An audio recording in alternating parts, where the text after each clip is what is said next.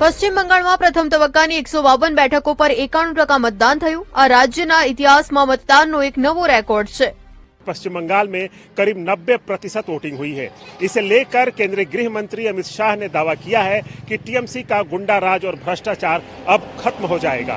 वहीं जो टीएमसी की लीडर हैं ममता बनर्जी, उन्होंने साफ तौर पर कहा है कि ये जो वोटिंग हुई है ये एसआईआर के खिलाफ हुई है। तमिलनाडुની તમામ 234 બેઠકો પર પણ રેકોર્ડ બ્રેક 84% મતદાન નોંધાયું છે। આ અગાઉ 9 એપ્રિલના રોજ અસમ, પુડુચેરી અને કેરળમાં પણ રેકોર્ડ મતદાન થયું હતું। असमમાં 86%, પુડુચેરીમાં 90% અને કેરળમાં 1987 પછી સૌથી વધુ 78% વોટિંગ થયું હતું। પશ્ચિમ બંગાળમાં ગુરુવારે દિવસભર ચાલેલા મતદાન દરમિયાન ઘણી ઘટનાઓ સામે આવી। કુમારગંજમાં ભાજપના ઉમેદવાર શુભેન્દુ સરકાર પર લોકોએ હુમલો કર્યો તો સુરક્ષાકર્મી સાથે હોવા છતાં ભીડે તેમને દોડાવીને માર્યા। हमारे पूरा टीम के ऊपर इन लोग हमला किया था। બીજી તરફ વીરભૂમિમાં ઈવીએમ ખરાબ થયા બાદ લોકોએ પોલીસ અને સેન્ટ્રલ ફોર્સ ઉપર પથ્થરમારો કર્યો। પોલીસની ગાડીમાં તોડફોડ પણ કરી, જેમાં અનેક સુરક્ષાકર્મીઓ ઘાયલ થયા છે।